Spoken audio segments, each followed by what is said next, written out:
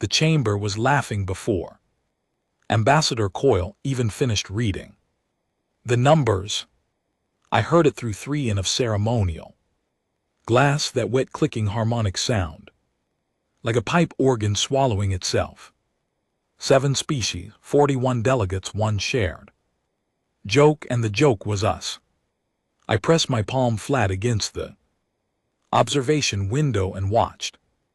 Below me, the Galactic Council's grand chamber stretched out in concentric rings of tiered seating, each level occupied by a different delegation.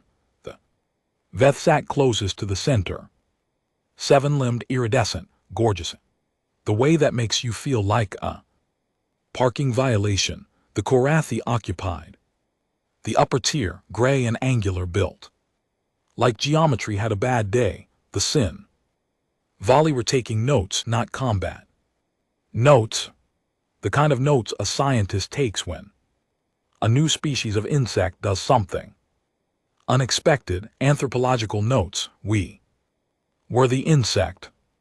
Ambassador Coyle stood at the central podium. He had soft hands, a Geneva education, a dark suit that cost more than my annual hazard pay.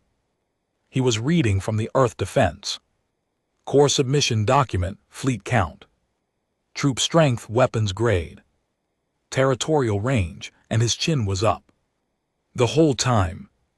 Each number landed smaller than the last.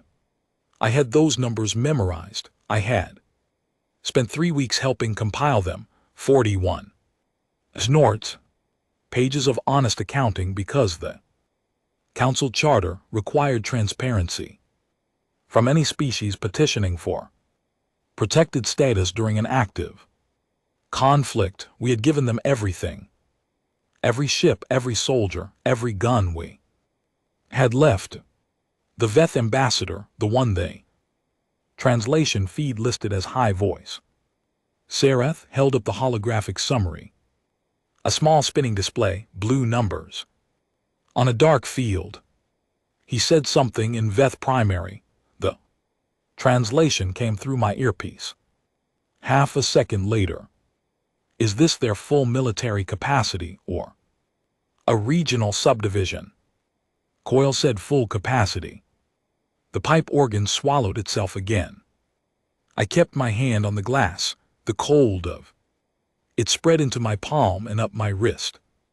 And I let it. 41. That was the number I was counting, not the fleet tonnage on that spinning display, not the troop figures Coyle was reading out with his chin up. 41 was my number, the unit I had gone in with on the first contact skirmish, the one the Council's official record lists as a navigational misunderstanding, the one that took 11 minutes and left me the only person in my squad who walked back to the transport. The Senvari delegate on the 3rd tier leaned toward his colleague and said something the translation feed clipped. What came through was extraordinary. Lost tolerance for a pre-coalition species. Not a compliment, a data point. I pressed harder on the glass. Coyle was on the planetary defense grid. Breakdown now. The Korathi delegation had stopped looking at the display. One of them was reviewing what appeared to be a completely different document. We were apparently not interesting enough to follow in real time. We were a footnote being read aloud in a room that had already moved on. There is a particular kind of insult that does not announce itself. It does not raise its voice. It just continues doing something else while you speak. I had grown up with that insult. I had learned to store it somewhere quiet and useful. A junior Senvari delegate, young by their standards, which meant his secondary color hadn't fully come in, paused his note-taking. He looked up at the display. He looked back at his document. He looked up again. He said in standard, they lost that Many and kept fighting. He was not addressing anyone in particular, he was talking to himself. The translation feed caught it anyway. No one answered him. Cole finished the submission. He thanked the council for their time. He stepped back from the podium. His chin was still up. I respected that more than anything else I saw that day. The pipe organ clicked and rippled through one final harmonic laugh. I took my hand off the glass. The shape of my palm stayed there for a moment in the cold, a ghost of contact before it faded. I looked at it. 41. So we do this. I was not supposed to be in the observation gallery. My orders had me in the Earth delegation staging area, a low room 3 floors down with folding chairs and a coffee machine that had been broken since we landed on Council Space Verath. Someone had taped a handwritten note to it that said, "I'm sorry," and left a packet of instant powder on top as a kind of memorial offering. That packet was gone by day 2. Sergeant Owen Cole had eaten it dry. He said it tasted like regret. He said it was fine. Cole was the reason I had found the observation gallery. He had mapped the entire station the first night we arrived, the way he mapped every new space systematically, quietly, and without being asked. He had pressed a hand-drawn diagram into my palm the next morning with a finger pressed to his lips. 3 floors up, second corridor. Left, push the door marked maintenance. The glass is one way, nobody checks it.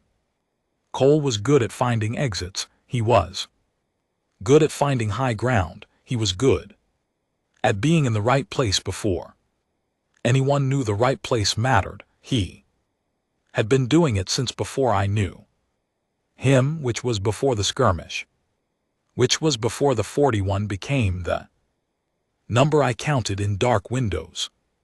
I did not go back to the staging area.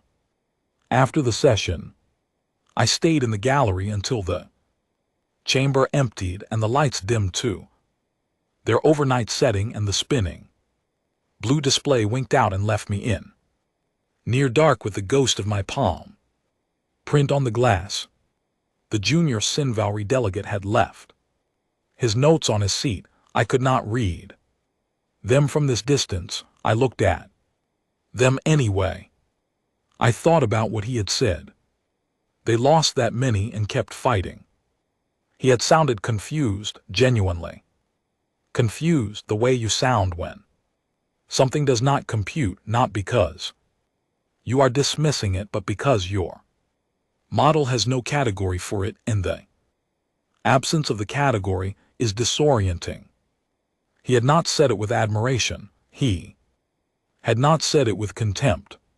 He had said it the way you say something when the data does not match the expected outcome, and you need to say it out loud to make sure you read it right. I thought, you have not seen anything yet. Not as a threat, not as a promise. Just as a fact, sitting quiet in the dark, patient as stone. Because the thing is, we are not impressive on paper. We never have been. The numbers in Coil's submission document were honest, and they were small. Our fleet was a fraction of the Korathi Standard Combat Group. Our troop strength was by galactic scale. Rounding error. Our weapons technology was, the Council report had noted in a preliminary assessment, functionally adequate for inter-system conflict.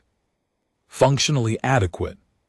I had cut my hand on functionally adequate when I was pulling Corporal Nadia or out of a burning transport on Kellen Station.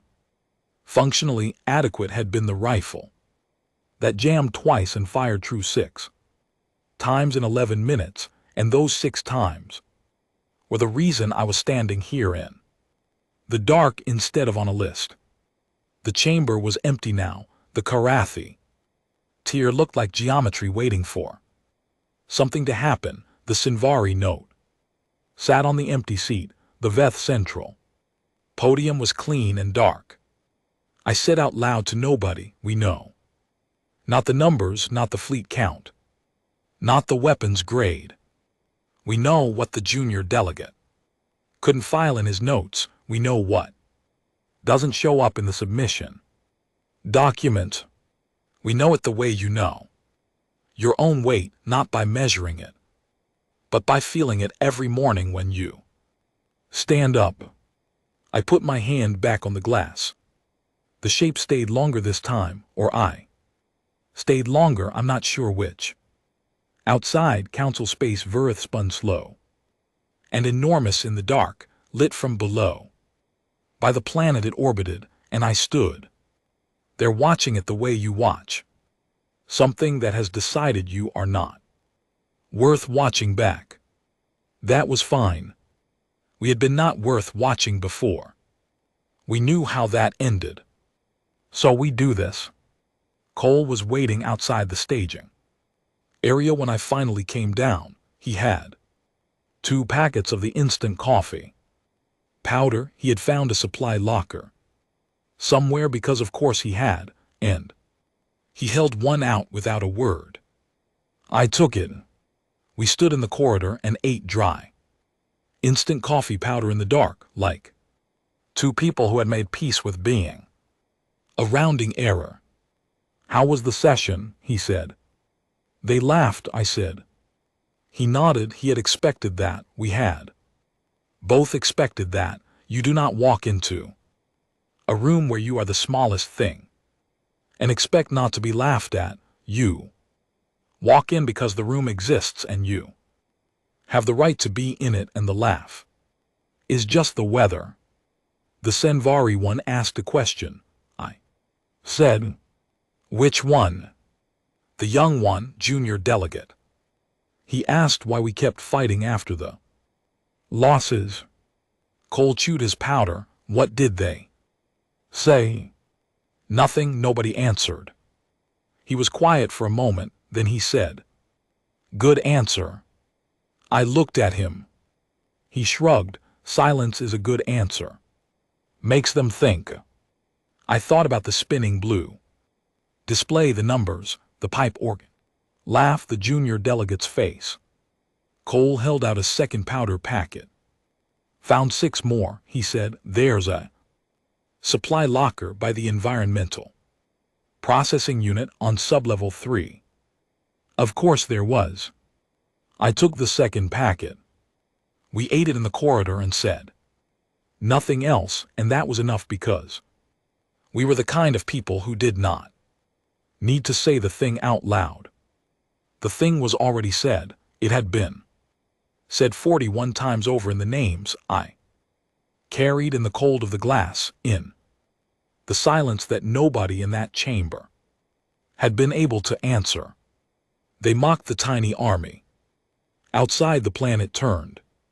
We stood in the corridor eating dry powder, and we were still standing. That was the whole point.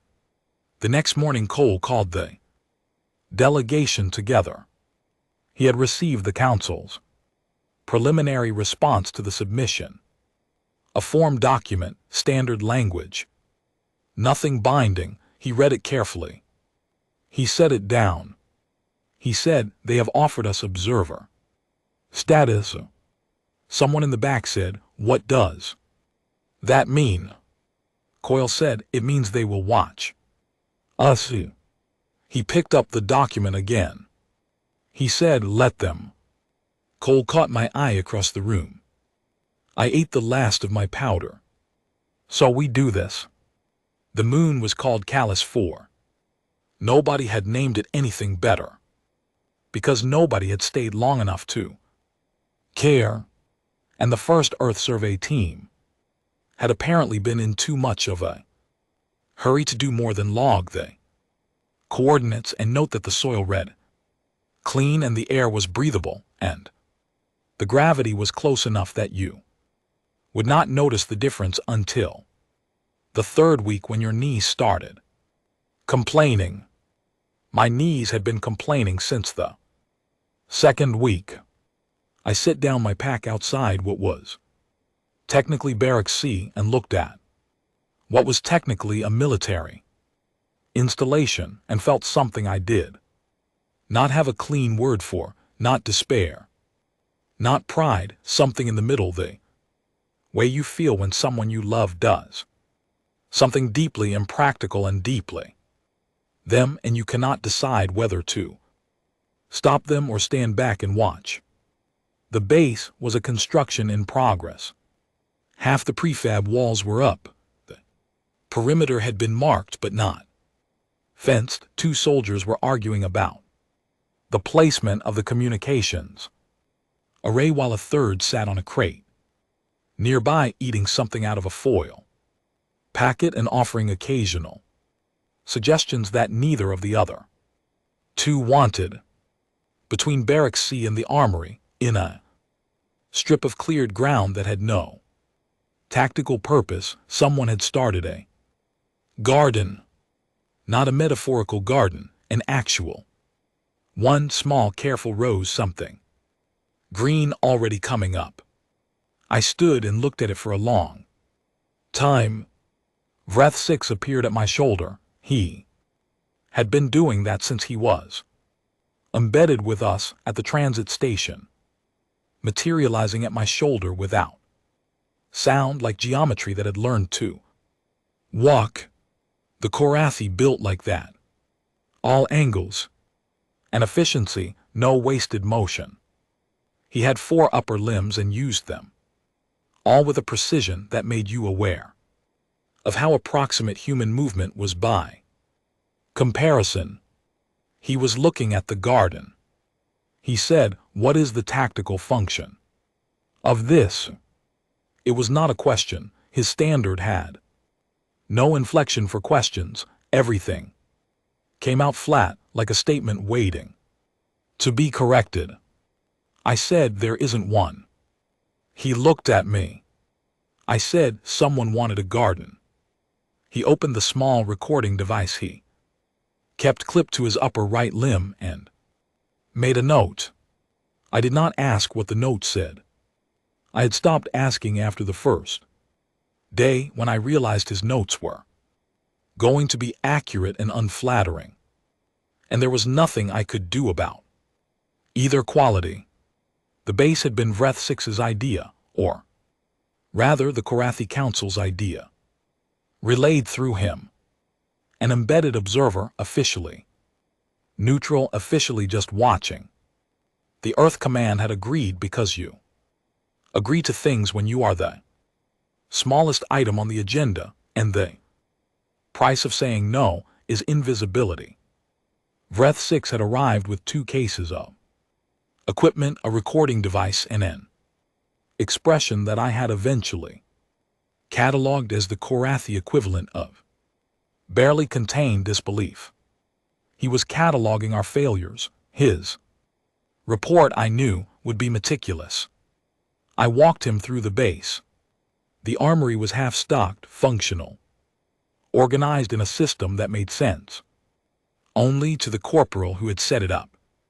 Nadia Orr, back from Kellen Station with a new scar across her left hand and an organizational philosophy she could defend at length and had already done so twice.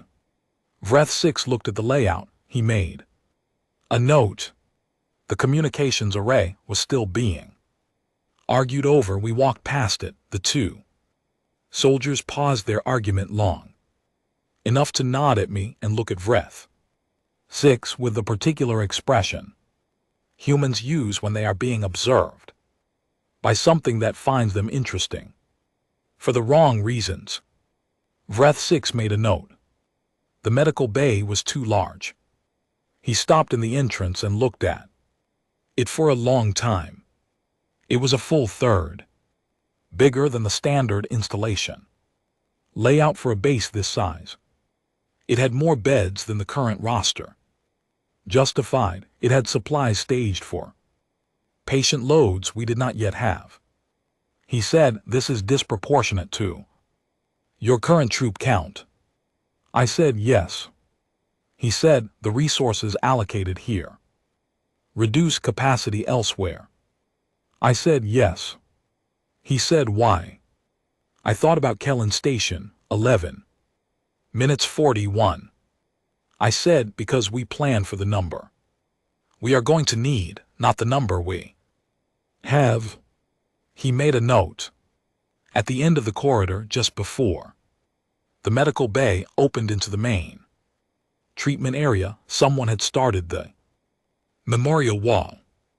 It was a plain section of prefab paneling, names handwritten in black, marker dates, coordinates small, private things, a unit number, a nickname, a drawing of something that might have been a dog. It had been up for 4 days. It already covered half the panel. Vreth 6 stood in front of it for a long time. He said, you dedicate resources to the dead. Not a question, but not a statement. Either, something in between something. His standard did not have the architecture for. I said yes. He said why. I said so they know where they are. He looked at me, his secondary limbs moved a small folding motion that I had learned meant processing. Then he made a note and we moved on. Corporal Lucy Dale found us in the east corridor. She was 23 and from a small town in the north of England, and she had the kind of cheerfulness that was not naivety. It was a decision made daily in full knowledge of the alternative. She was also running structural logistics for the entire base while simultaneously teaching a rotating group of 3 other soldiers to make something she called a proper soup. She had a camp stove, she had foil, packets of various ingredients she had sourced from somewhere that I chose not to investigate. She had opinions about broth temperature. She extended a hand of Wrath 6. He looked at the hand. She kept it extended, patient, cheerful, entirely unbothered. He placed one of his upper limbs against it in the approximation of a handshake. She snorts, shook it once and let go, and said, nice to meet you. Do you eat? He said, I process nutrition in a different form. She said, I'll figure something out. And she walked back to her stove. Wrath 6 made a note. I showed him the rest of the base. Power units, the water reclamation, the communication relay, each one functional, none of them elegant, the kind of installation that a more advanced species would have built in a third of the time with a third of the argument. We had built it with too many conversations and too many opinions and one garden that served no tactical purpose. At the end of the tour, Vreth 6 stood at the edge of the base perimeter and looked out at the moon's flat terrain and the low bruised sky. He had his recording device open. He had been making notes for 4 hours. He said, your installation is disorganized. I said yes. He said, your personnel make decisions based on personal criteria rather than strategic optimization. I said mostly. He said, your resource allocation is irrational. I said some of it. He said, you are not a coherent threat profile. I said nothing. He made one final note, closed the device and went to his assigned quarters. I stood at the perimeter and looked at the same flat terrain and the same bruised sky and thought about his notes. He was not wrong about any of it, not the garden, not the oversized medical bay, not Lucy Dale and her camp stove, not the memorial wall, not the argument about the communications array, not the fact that we had put the coffee maker in before the secondary weapons locker, because 3 people had insisted, and eventually the installation team had made a democratic decision at 9:00 in the morning with no caffeine in them, and the coffee maker won. He was not wrong about any of it. He just did not have the right framework for what he was looking at. The base was not optimized, it was not clean, it was not the coherent threat profile of a species that had its act together. It was the thing we built when we knew we were going to be there for a long time. It was the thing we built when we knew some of us would not come back, and we wanted there to be a place to put their names. It was the thing we built with a garden between the barracks and the armory because someone looked at the soil and thought clean something could grow here. We built what we were, we always did. The Korathi built threat profiles, we built places. I did not write that down, I did not need to. The strike came at 3:40. I heard it before I felt it, a percussion that moved through the ground. Before it moved through the air, the kind of impact that your bones register before your brain does. I was out of my bunk before the second hit, boots on, weapon in hand, corridor. Cole was already in the corridor. He had a map, of course he had a map. East perimeter, he said, 2 points of entry. They are probing, not committing. Numbers. Small fast movers, no heavy equipment. Raiders. The kind that tested edges. The kind that wanted to know where the soft spots were before they brought something larger. 11 minutes. That was the number in my head as I moved. 11 minutes was how long a probing engagement lasted before it either escalated or withdrew. 11 minutes was how long Kellen Station had lasted. 11 minutes was a unit of time. I had reorganized my entire sense of the world around. The base was awake, not in the clean, coordinated way a better drilled installation would come awake. It was our kind of awake, which meant 3 people were already at the armory, 2 were still pulling boots on, 1 was trying to reach the communications array to get a signal out, and Lucy Dale was in the medical bay standing at the door with her hands ready and her stove cold and her soup unfinished. The armory took a hit, smoke not fire. Nadia Orwin in any way to pull what was needed and came back out with her other hand now matching the scar on the first. She did not mention it. The east perimeter held for 6 minutes. Took pressure, held for 3 more, and then the raiders withdrew, not defeated. Testing complete, they had what they needed and they left. The whole thing lasted 9 minutes and 40 seconds. I stood in the east perimeter after and counted what we had. The armory was scorched on the outside and functional on the inside. Barracks A was rubble. Direct hit, nobody in it when it landed, because Cole's map had put everyone else somewhere else. 2 injuries, neither serious. Vreth 6 was standing in the garden. I walked over, the garden was still there, the small careful rows, the green already coming up, the clean soil untouched because nothing had fallen within 20 m of it, not by design, just by the particular luck or math of where the hits had landed. Vreth 6 was looking at it. I said nothing. He said nothing. He had his recording device in his upper right limb. It was closed. I went to check on Nadia Orwin's hands. Behind me, Vreth 6 was still standing in the garden when the base lights came back up and the bruised sky started going pale at the edges. His device was still closed. He stood there for a long time.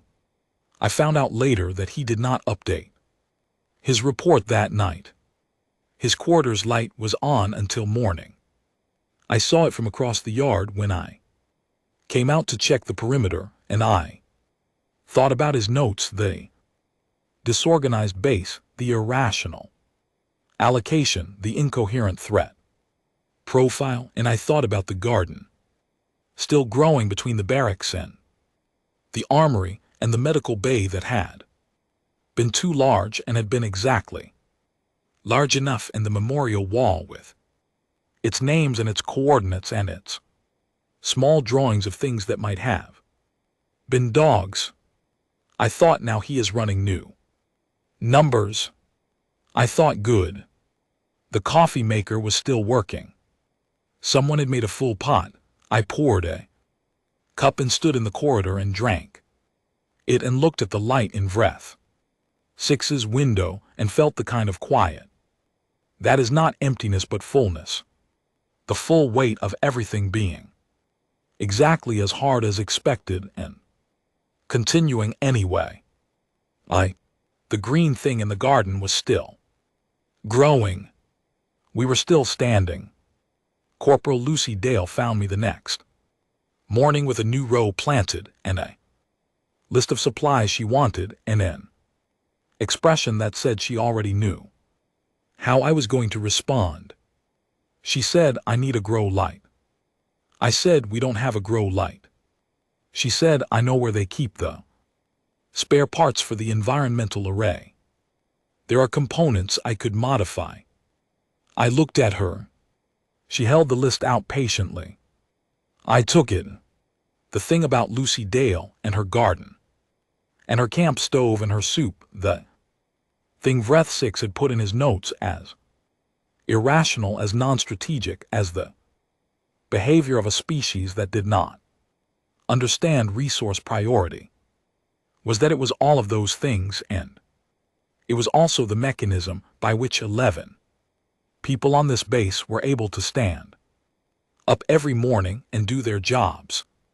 Not because soup fixed anything, not because green rose and the dirt changed the tactical situation, because it was ours, because it was alive, because someone had looked at this moon and this dirt and this thin, bruised sky and thought something could grow here.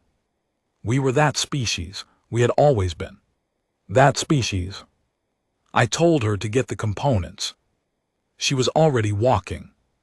The supply locker Cole had found on Sublevel 3 had 4 more packets of instant coffee. He had rationed them. He gave one to me and one to Nadia, or who drank it dry the way Cole did, and kept 2 in his pocket for later, because Cole always thought about later. I drank mine standing at the perimeter, looking out at the flat terrain, thinking about the raid and the 9 minutes and 40 seconds and the raiders who had gotten what they came for and left. They had tested our edges. They did not know that we do not have edges.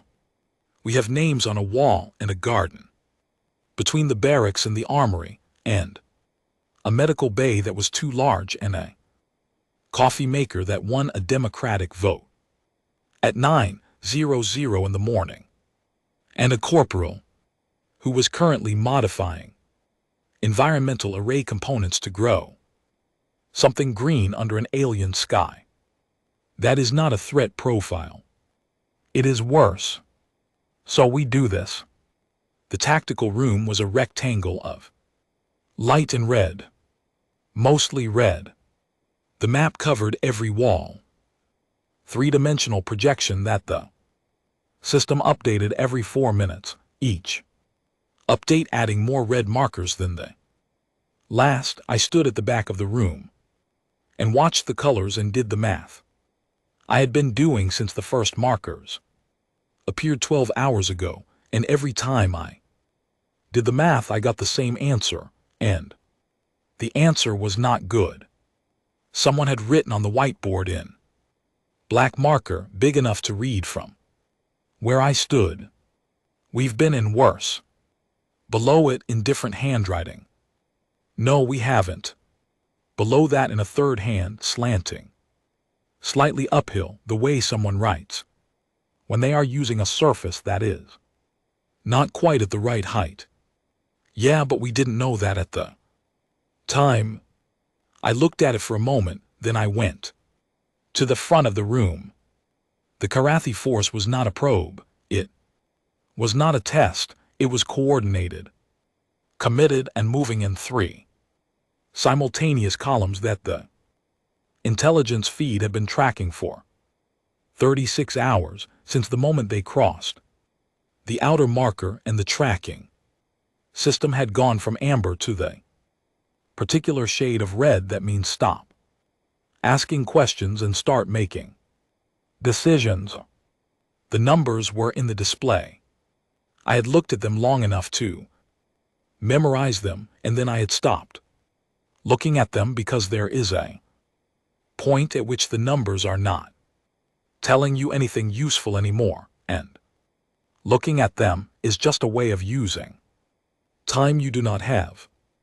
Our people needed to know what they were doing and why. They did not need to know the ratio. I gave the briefing. Every position had a name. I gave the name, then I gave the name of the last person who had held that position before this engagement, the person's full name, rank, where they were from if I knew it, what they had done in the 11 minutes at Kellen Station, or the 9 minutes and 40 seconds at Calox 4, or the engagements before that, the ones that also did not make the official record. I was not reading from a document. I had them memorized, all of them. This is what the Sanvari delegate had not been able to file in his notes. This is what Vreth 6's report had no category. For we did not fight the engagement in front of us, we fought the accumulated weight of every engagement behind us. We were not one force in one moment, we were every force we had ever been. Stacked. At the end of the briefing I said, we hold until we are told, or until we are not. That is all. That was all. We had been told. We went to our positions. Breath 6 was in the tactical room when I returned after the first hour. He was observing as his embed status required. He had his recording device. He had been documenting the briefing and the preparations and the initial contact reports with the same meticulous flat precision he applied to everything. I sat down next to him. He said, "Your briefing included information with no tactical function." I said, "Which part?" He said, "The names, the histories. This does not alter the positions or the capabilities." I said, "No." He said, "It is not efficient." I said, "No." He looked at the map. The red markers were moving. Our blue markers were stationary. The gap between them was closing at a rate that his Korathi tactical training would have already calculated to a very precise and unpleasant conclusion. He said, "What does it do?" I said, "It tells everyone in this room that the person before them thought it was worth doing. That's enough." He looked at me. I looked at the map. He made a note. The first 8 hours were the kind of hard that does not have a clean description. Not the sharp, immediate hard of a 9-minute probe. The slow, compressing hard of a sustained engagement where you hold a position and the pressure on that position increases by increments, and each increment is manageable, and then the next one is manageable, and you keep discovering that manageable is not the same as easy, and that the difference between them is not a gap you can measure. It is a gap you fall through without knowing you are falling until you are already on the other side. Owen Cole held the north position with 9 people and a communications line that cut in and out for the first 4 hours. I got fragments enough to know they were holding, not enough to know. So, Cole was good at holding. He was good at finding exits, yes, high ground, yes, the right place before it mattered, yes, but the thing that made Cole, the thing that the numbers never captured, was that he could look at a position that did not look holdable and find the particular angle of it that was not by changing the position, by seeing it differently, by asking, what does this place have that the map does not show? He always found something. At hour 9, the communications line from the north position went clear for 6 consecutive minutes, and Cole gave me a full status report in the flat, efficient language of someone who has not slipped and does not plan to and has decided that is fine. He said, we are holding, we have taken losses, we are still holding. I said, numbers. He gave me the numbers, I put them somewhere quiet and useful. He said, the Korathi are not retreating, they are adjusting, they expected faster progress. I said, good. He said, their adjustment will increase pressure on your position. I said, good. He said, that is not the expected response. I said, if they are spending time adjusting, they are not advancing. Every hour we hold is an hour that costs them something. The cost is the point. A pause. He said, understood. Then the north position has a view. You can see the whole valley from up here. I said, is it good? He said, it is something. That was Cole's version of beautiful. I filed it. The communication line cut out again. I went back to my position. At hour 37, my communication unit stopped working. Not dramatically, it did not spark or smoke, it simply stopped the way things stop when they have been running past their tolerance for too long, and the last request was one request more than they had left to give. The display went dark, the feed cut, silence. I looked at it. Then I tore through my kit, looking for my tactical stylus. I had carried it since basic training. It was a standard issue marking tool.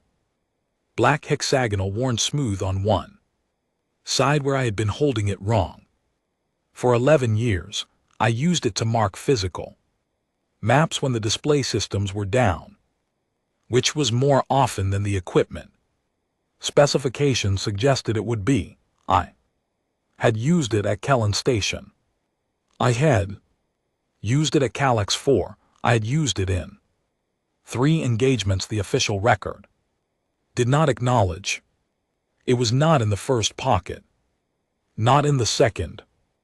I went through my kit with both hands, ignoring the percussion of the engagement outside, ignoring the shouts from the secondary position, 20 m to my left, ignoring the way the light was shifting because something large had impacted something structural, going through pocket after pocket after pocket.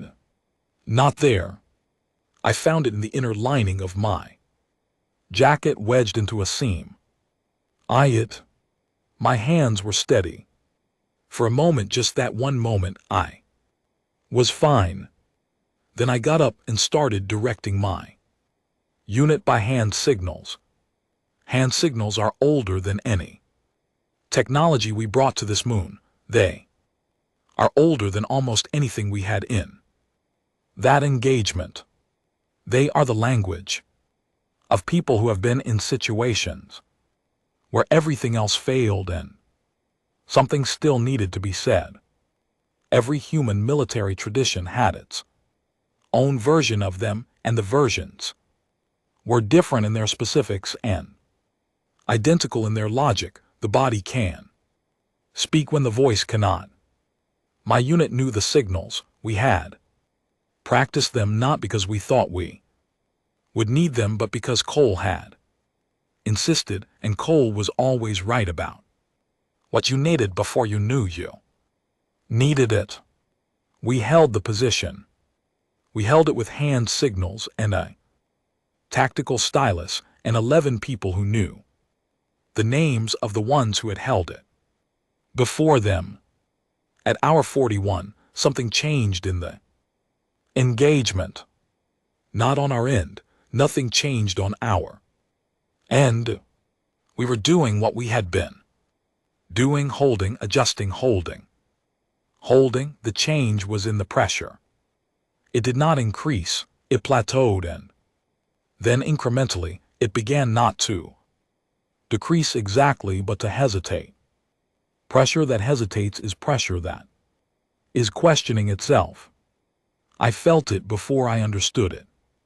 The communication channel request came through on Nadia Orr's unit, which was still working because Nadia Orr's equipment always worked because she had opinions about maintenance that she had also expressed at length on multiple occasions. The identifier was Korathi Command Level. I said put it through. The voice that came through channel was not translated by an automated system. It was translated by a Korathi linguist, working in real time, which meant there was a half-second delay, and the phrasing came out slightly formal, slightly stiff. The voice said, "This is Sigma Mouth. 4th Command Tier, Korathi Advance Force, I am requesting communication with your command authority." I said, speaking. Pause, possibly surprise. I did not know if Korathi Command expected to reach Sergeant and was adjusting to the information that yes, this was what they got. He said, "What are your acceptable losses?" I said, "All of them." Silence. Long. Sigma Mouth said, "That is not a real answer." I said, "It is the only one we have."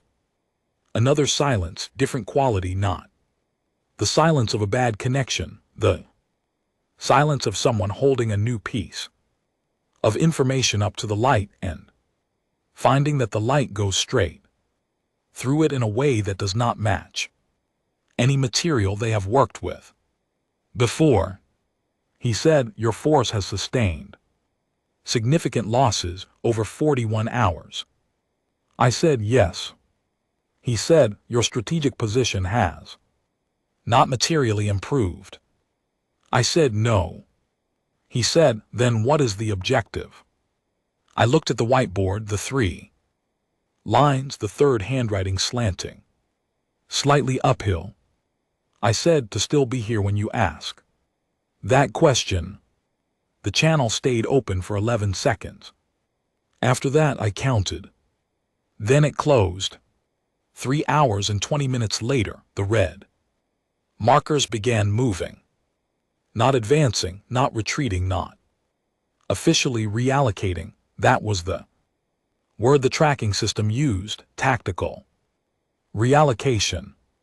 The whiteboard was still up when I came back into the tactical room. Someone had added a 4th line. "Still don't know that, keep going." I read it twice. Cole was at the door with 2 packets of instant coffee powder, the last 2 from the locker on sublevel 3. He had been saving them. He held one out. I took it. I looked at the whiteboard. Outside, the red markers were moving. We were still standing. Breath 6 had been on the document for 9 hours when I found him. His quarters were small. He had not asked for anything larger, and efficiency was the kind of value that extended into his personal space. 1 table, 1 surface for equipment, 1 surface for the recording device that he had filled 11 times, and transferred to data storage each time. He worked the way he moved without waste, without decoration, with the particular precision of a species that had decided long ago that the fastest line between a problem and its solution was the only line worth drawing. The document on his screen read, Assessment of Earth Combat Readiness. Revised. That was all. That was all it had read for 9 hours. The cursor blinked. I set a cup of tea on the table next to his recording device, not coffee. We had run out of coffee 2 days ago, and I had found a small tin of tea in the supply locker that nobody had claimed, and I had made 2 cups, one for me and one for whatever this was. He looked at the cup. He did not drink it. He picked it up and held it, and the warmth transferred into his limbs, and he held it.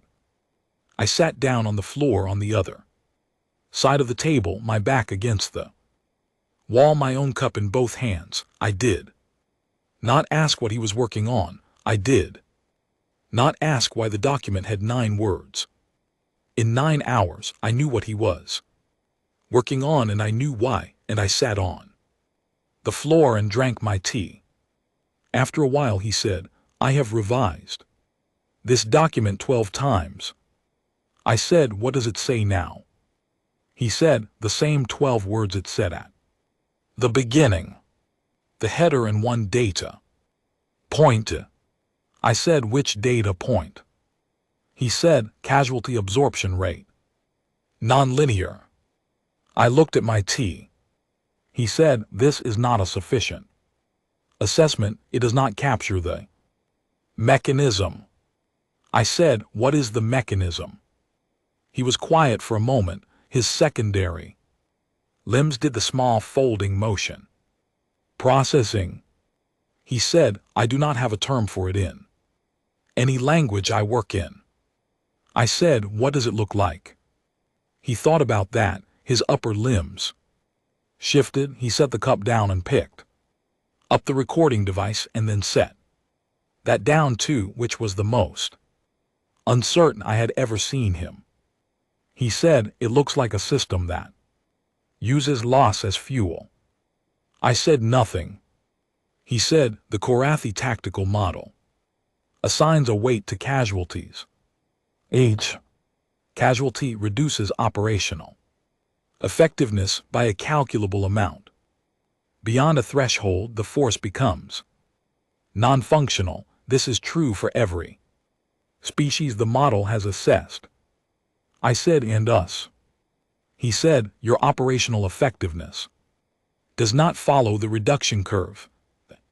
Losses at Calyx 4 did not reduce your capacity. The losses in the 41-hour engagement did not reduce your capacity. In several measurable respects, your unit cohesion increased. I said, yes. He said, why? I thought about the briefing, the names, the positions, the handwriting on the whiteboard. I said, because they are still here. He looked at me. I said, we carry them. Everyone who is gone is still in the unit, and what the people who remain do, and why they do it. You do not just lose a person.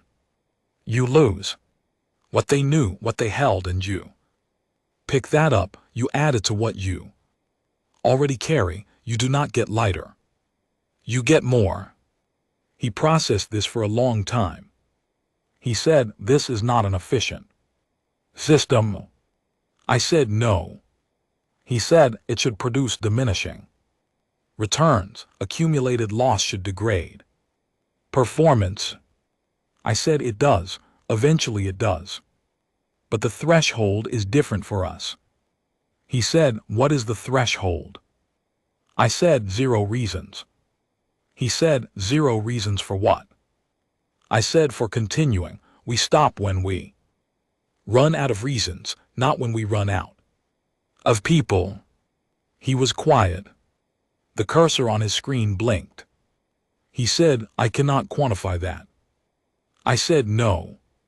He said the assessment requires quantification. I said I know. He picked up the cup again. The tea was cooling. He held it anyway, the warmth still in it, still transferring. He said the junior Sanvari delegate submitted his assessment 2 days ago. His conclusion was that Earth's military capacity is below the minimum threshold for sustained conflict. I said, what did he recommend? He said, observer-assisted withdrawal. He believes you cannot hold. I said, he is using the wrong model. He said, yes, a pause, I know this.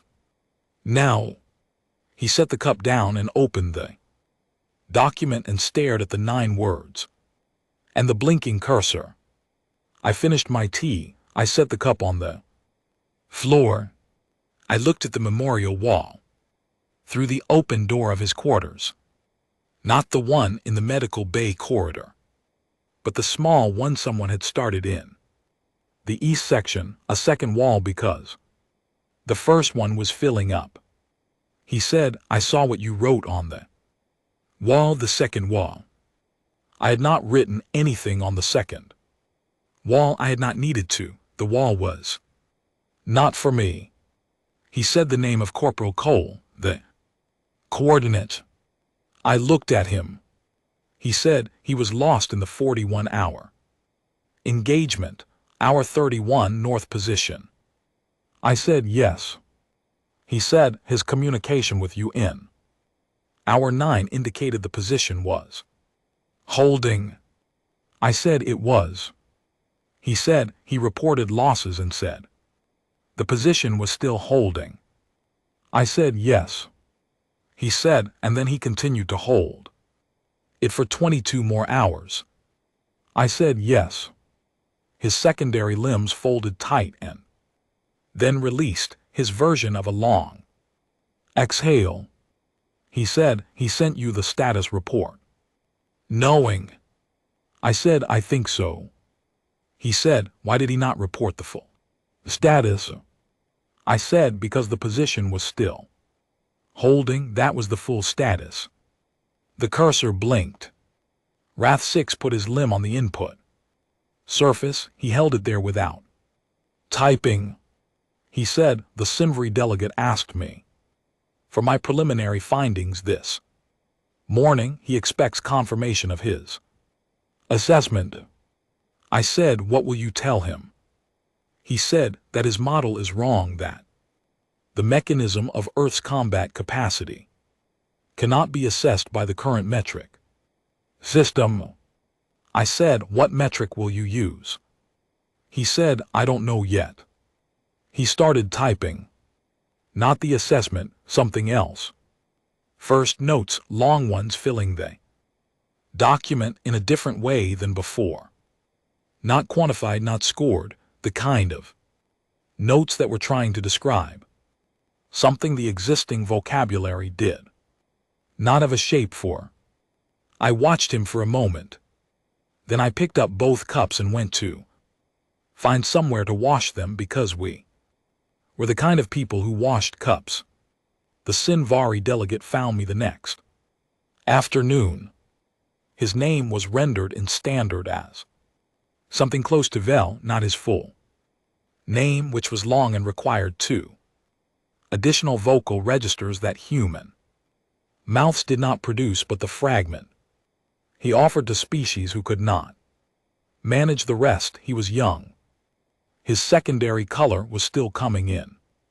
He had a data pad and the expression of someone who had drawn a conclusion and needed it confirmed. He said, Sergeant Alcinu Mensa, I have reviewed the engagement data. I said, good. He said, my assessment concludes that Earth's current military posture is unsustainable. The loss rate over the 41-hour engagement. I said, I know the loss rate. He stopped. I said, I know every name on that rate. I know what position they held and who they held it with, and what the position was doing when they stopped holding it. You have a number, I have something more specific than a number. He was quiet for a moment. He said, my assessment. I said, your assessment uses the wrong denominator. He looked at me. I said, you are calculating what we have lost against what we had, that is. One way to read it, the other way is to calculate what we are carrying against what we are holding. The number looks different from that direction. He was quiet for longer this time. He said, what is Rath 6's assessment? I said, you'll have to ask him. He looked at his data pad. He looked at me. He looked back at the data pad. He said, the junior delegate does not usually revise. I said, no. He said, he has submitted 3 revisions. I said, yes. He said, the last revision contains no numbers. I said, I know. He stood with his data pad for a moment. And in the particular quality of his silence, I recognized something I had seen before in the tactical room at hour 41 on the other end of the channel, in the pause before a question that did not have a clean answer. Running new numbers, finding that the new numbers also do not land where expected, having to go back and run them again. I said, how long have your people been studying us? He said, since first contact 14 months. I said, what did you conclude? He said, pre-coalition species limited military capacity, high conflict tendency, projected stabilization within. I said, before the engagement. What did you conclude before that engagement? He stopped. He said that you could not hold. I said, in now. He looked at his data pad, at the numbers on it, at whatever the numbers were doing now that they were not doing what they were supposed to do. He said, now I don't know what you are. I said, we are what's still here. I left him in the corridor. He was still standing there when I turned the corner. That night, Nadia Orr and Lucy Dale and 2 others whose names I will put on a wall somewhere sat outside Barracks C on crates and talked for 3 hours about things that had nothing to do with the engagement. I came and went. I heard fragments, someone's family, someone's plan for when this was over, someone's strong opinion about a film they had watched 6 months ago on a transit ship and could not let go of. The garden was still growing. Not fast, not dramatically, small, careful green in the alien soil under the grow light that Lucy had built from components she was not supposed to have, used for that purpose, and which I had approved because I was the wrong rank to be making that call, and made it anyway. I sat next to it for a while. The cool of the moon's night came in from the perimeter. I thought about Cole on the North Ridge at hour 9 telling me the view was something. I thought about the second wall, his name, his coordinate. I thought about Vreth 6 still writing, and the cursor blinking, and 12 words. That had not been enough, and the document that was now 30 pages long and still not done. I put my hand in the soil of the garden, not to pull anything, just to feel what was there. It was cool, clean. Something was growing. We were still here. In the morning, Vreth 6's report was submitted to the council. The title was Assessment of Earth Combat Readiness Revised, a request for new metrics. The summary, the part the council would read first, was 1 paragraph, not numbers, a statement. It said that the standard loss tolerance metric did not apply to Earth forces, that the mechanism by which Earth units sustained combat effectiveness under sustained attrition was not captured by existing modeling tools that the council was operating on an assumption that loss reduces capacity, which was true for every species the model had been built on and was not true here, and that this was not a small discrepancy in the data but a foundational one, and that any assessment built on the existing model was not wrong by a margin of error but wrong in its premise. Vell told me what the council's response was. He came to find me the morning the response arrived, and he stood in front of me with his data pad and the expression of someone who was no longer sure what expression to use. He said, "The council has requested a secondary assessment from an independent body." I said, "Which body?" He said, "They asked the VETH." I said, "All right." He said, "The VETH declined." I looked at him. He said, high-voiced, "Sarath submitted a single-line response." It said, "Read VETH 6's report again, more carefully." I said nothing. He said, "The chamber was very quiet." After that, I thought about the pipe organ, the wet, clicking laugh, the spinning blue display with our numbers on it. He said, "I have submitted my own revised assessment." I said, "What did it conclude?" He said, "That I need more time." I said, "All right." He said, "That is not a conclusion, it is an admission." I said, "Sometimes that is the same thing." He looked at me for a moment. He said, the second wall is there room on it?" I said, "There is always room." He said, "I want to add a name. I want to add Cole's name with the proper notation of rank and position and engagement in my script alongside yours." I looked at him. He held his data pad on the screen in Karath's script, a name, a coordinate, a date. I said, "Yes." We went to the wall together.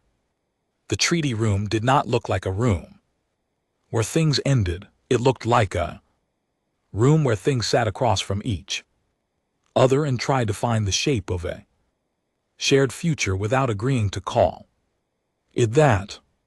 Long table, chairs on two sides, a light source in the ceiling that produced something close enough to sunlight that your body thought it was morning. No matter when you arrived, I was the wrong rank for the table.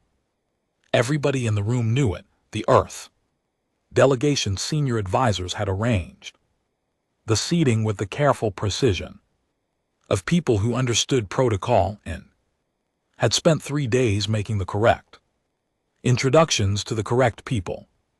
And I was not in any of the correct categories, and my presence at this table was the result of a single quiet conversation between Ambassador Coyle and the Earth Defense Corps Chief of Staff, the content of which I was not told and did not ask about. What I knew was that Coyle had come to find me personally. And GT snorts. And GT. He had soft hands and a Geneva education. And his chin had been up in every room I had ever seen him enter. He had come to the quarters the night before the first session and stood in the doorway and said, "I need someone. The other side has met." I said, "All right." He said, "You are not expected to speak unless I ask." I said, "All right." He looked at me for a moment in that particular way that people look at you when they want to ask something and have decided not to. He said, "Thank you, Sergeant." He left. I spent the evening looking at the second wall. VETH 6 was across the table. He saw me when I entered. He had been seated for 4 minutes. I knew because I had timed it the way you time things when you are the wrong rank in the right room and you want to be precise about Everything that is within your control. He nodded once. I nodded back. We had not spoken since the morning I left him at his quarters with the empty cups. We had not needed to. His report had said what needed saying. The council's silence had said the rest. The planet had kept turning and we had kept standing, and now we were here at this table with a particular light that told your body it was morning. The Korathi lead negotiator was a senior command figure whose name came out in standard as something close to Arith. The same translation convention as Vel. A fragment offered to the mouths that could not manage the whole. He was older than Sigma Mouth, which I could tell by the way the gray of him had gone lighter at the edges. Korathi equivalent of age visible in color rather than skin. He moved with the precision of a species that had negotiated many things and expected to negotiate many more. He had a document, the Korathi opening position. He set it in the center of the table. He said, "We are prepared to discuss terms of withdrawal in a defined boundary agreement. The Council has indicated willingness to support a ceasefire framework under these parameters." Coyle received the document. He looked at it without expression. He said, "Thank you." He set it aside. He put the Earth counter proposal in the center of the table. It was 7 pages. The first page was a list of names. Aris looked at it. He looked at Coyle. He looked at the document. He said, "This is not a legal document." Coyle said, "It is now." Aris picked it up. He read the first page.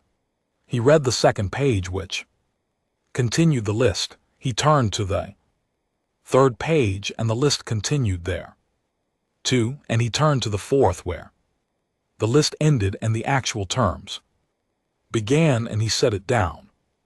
He said, "You have attached a casualty record to a treaty proposal." Coyle said, "Yes." He said, "This has no legal precedent in any framework the Council recognizes." Coyle said, "We are establishing the precedent." Aris looked at Vreth 6. Vreth 6 looked at the document. He said in Korathi something that the translation feed rendered as, "Read it. All of it." Aris looked at him. Vreth 6 said, "I mean all of it." There was a quality in that room. I have sat in rooms with high ceilings before. Rooms where the architecture itself absorbs sound in a way that makes silence feel larger. And the silence after that was large in exactly that way. Not empty, full. The full weight of something being understood, and the understanding not being comfortable. Aris picked up the document again. He read it, all of it, the list of names, and then the terms which were not generous and not punitive, which were instead specific in a way that I recognized from V-Ref 6 revised report. Specific in the way that things are specific when they have been lived rather than modeled. He set it down. He said, "The Council will need time to review." Coyle said, "Yes." He said, "The list." He stopped. He picked up the document again. He looked at a specific page. He turned to a different page. He looked between them. He said, "The losses on this list, the ones from the 41-hour engagement." Coyle said, "Yes." He said, "Your force increased its numbers after this engagement." Coyle said, "Yes." A long pause. He said, "How?" Coyle said, "Naming the dead and recruiting in the same ceremony." The room was very quiet. Aris looked at the list. He set it down. He looked at nothing in particular for a moment in the way that someone looks, when the thing they are understanding is not a new piece of information, but a new way of understanding all the old information at once, and the new way does not fit the shape of the old understanding, and something has to give. He said, I want to understand this. I said, sir. It was the first word I had spoken in the room. Coyle looked at me.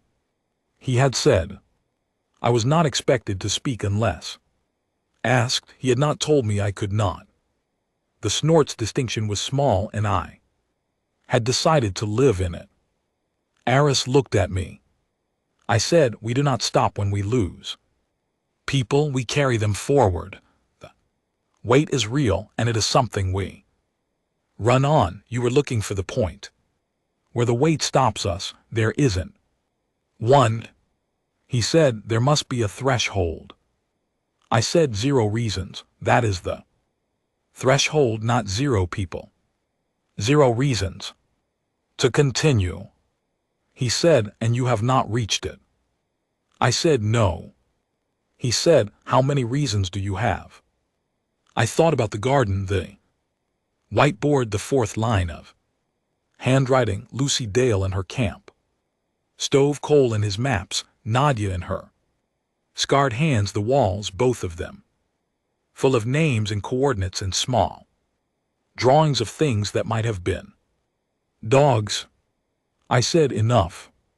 The room held that. Aris looked at Vreth 6. Vreth 6 looked at me. I looked at the window, at the planet below, half in shadow, the line between light and dark moving slow as a breath across it. I was thinking about whether anyone had watered Lucy's garden. I forced myself back. Aris said, we will review the documents. He stood. He picked up the Earth counter proposal, the list of names. He held it both limbs with a care that was not protocol and was not diplomatic courtesy. It was something else, the kind of care you use with a thing that has weight you did not expect. He said, we will read all of it. He left. The session broke for the day. In the corridor outside, Vel fell into step beside me. He was not part of his delegation's formal team at this stage. He was an observer still, the junior delegate who had asked the question, the council chamber, and not gotten an answer. He said, the document. I said, yes. He said, the names, all those names. I said, yes. He said, why submit them? The treaty terms are what matter legally. I said, because the terms are the agreement and the names are the reason. You do not separate the reason from the agreement. The reason is the agreement. He was quiet. He said, in Senvari legal tradition, the parties to a treaty are the living. The dead are not parties. I said, in ours they are. He said, how? I said, because we are still acting on what they started. That makes them parties. He walked beside me for 3 more paces, and then stopped. I kept walking. Coyle found me at the window, the planet below, half in shadow, turning. He stood next to me and looked at it. He said, well. I said, yes. He said, we made it strange for them. I said, yes. He said, is that enough? I thought about Ares holding the document with both hands with that careful, unexpected care. I said, I think they stopped laughing. He said, they stopped in the 41-hour engagement before the treaty room. I said, yes. He said, do you know when? I said, when Sigma Mouth asked me what our acceptable losses were, and I said, all of them. Coyle was quiet for a moment. He said, that was an honest answer. I said, it was the only one we had. He looked at the planet, the shadow line moved, patient, constant, without concern for what we thought about it. He said the second session is tomorrow. Aries will come back with revisions. I said I know. He said the names will stay in the document. I said I know. He said good night, Sergeant. He left. I stayed at the window. The signing happened on the third day. Not with ceremony, not the way you imagine it, no speeches. No formal tableau, no grand image for the record. Arith sat down across from Coyle and put the revised document on the table, and Coyle read it and made 2 small notations, and they went back and forth on the wording of 1 clause for 40 minutes, the kind of technical, specific, slightly airless conversation that produces binding agreements. At the end, Coyle signed, Arith signed. The council observers signed. Reith 6, as the embedded observer, signed as witness. He signed in both standard and Korathi script. He looked at the document for a moment. After just a moment, then he closed the cover and passed it to the clerk. He looked at me. I looked at him. Neither of us said anything because there was nothing that needed saying that had not already been said on walls, and in 9 hours of a blinking cursor, and in a name written in 2 scripts on a panel in the east section of a base on a moon where the soil was clean. The list of names stayed in the document. It was not a precedent that anyone in the room could find language to call legal. It became legal anyway, the way things become legal when enough people agree that the weight of something real outweighs the weight of any existing rule about what is allowed to be real. I walked out of the building into the moon's thin afternoon. The light was low and the ground was the particular flat gray-brown of a world that had not decided yet what it wanted to be. The air was breathable.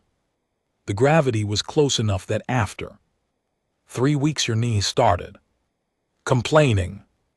My knees were complaining. I found a wall. Not a memorial wall, not a wall with names on it, just the outer wall of the building we had signed in, prefab. Standard issue, the same material as every temporary installation I had ever been in on every moon and station and transit point where people went to do things that mattered. I put my palm flat against it. Cold, wrong temperature, the wrong kind of cold, not the cold of the observation window on Council Space Verath, not the cold of Calyx 4's night perimeter. A different cold, a cold I did not have a name for yet because I had not been here long enough to learn what this moon's cold meant. I stood there anyway. I thought about the observation window.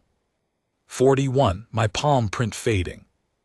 I thought about Cole's map, pressed into my hand, the view from the North Ridge. At hour 9 that was something. I thought about the garden, green and alien soil, the clean smell of it. I thought about the whiteboard, 4 lines in 4 different hands. Fourth one slanting slightly uphill. I thought about Vreth 6 sitting with a cup of cooling tea and 12 words, and a cursor blinking, and 30 pages more than he had expected to write. I thought about Eris holding the document with both hands, careful. Weight he had not expected. I thought about the junior delegate in the council chamber looking up from his notes, saying it to himself because it did not fit the model and he needed to hear it out loud. They lost that many and kept fighting. No one answered him. The answer was here. The answer was this wall, this cold. These complaining knees, this palm print, warming the gray surface of a building. On a moon where something had been decided about what we were and what we were not, and what the galaxy was going to have to find new words for. We were not the impressive thing. We were not the large thing or the powerful thing or the thing that won by being more than the other thing. We were the thing that was still here. We were the thing that ran on the names of the people who were not here anymore. We were the thing that built gardens between barracks and armories and named walls and had strong opinions about coffee and broth temperature and the correct way to hold a position past the point where any model said you should. The thing the galaxy mocked us for. That was the thing. We ran on it. Vel found me at the wall. He stood a few paces away. He had his data pad. He was not looking at it. He said, the Sinfari delegation has voted to revise the standard MET framework for pre-coalition military assessments. I said, good. He said, it will take time. There is significant disagreement about what the new metrics should measure. I said, yes. He said, I have been assigned to the working group. I said, good. He said, I will need to describe the mechanism, what you told me about the weight carrying the dead forward, running on the reasons. I said, yes. He said, I don't have language for it yet. I said, I know. He said, did you? I thought about that. Did we ever have language for it? Did we name it before we needed to explain it to someone who was looking at us from the outside with a data pad and a model that didn't fit? I said, we have always just called it continuing. He was quiet. He said, that is not a technical term. I said, no. He said, it is not measurable. I said, not yet. He looked at the wall at my palm. Against it. He said, is that a custom touching the wall? I said, no, I just needed to feel something solid. He looked at that for a moment. Then he put his hand next to mine on the wall, flat palm out the way I had mine. We stood like that for a while too. Different species with our hands on a cold wall on a moon where the gravity was close enough and the knees would complain by week 3 and nothing was resolved and nothing was finished and the names were still on the document and the garden was still growing and Cole's view from the North Ridge was still something even though he was not here to see it. We stood. The wall was cold. We were still there. They mocked the tiny army. They were not wrong about the size. They just did not know what we do with small. So we did this.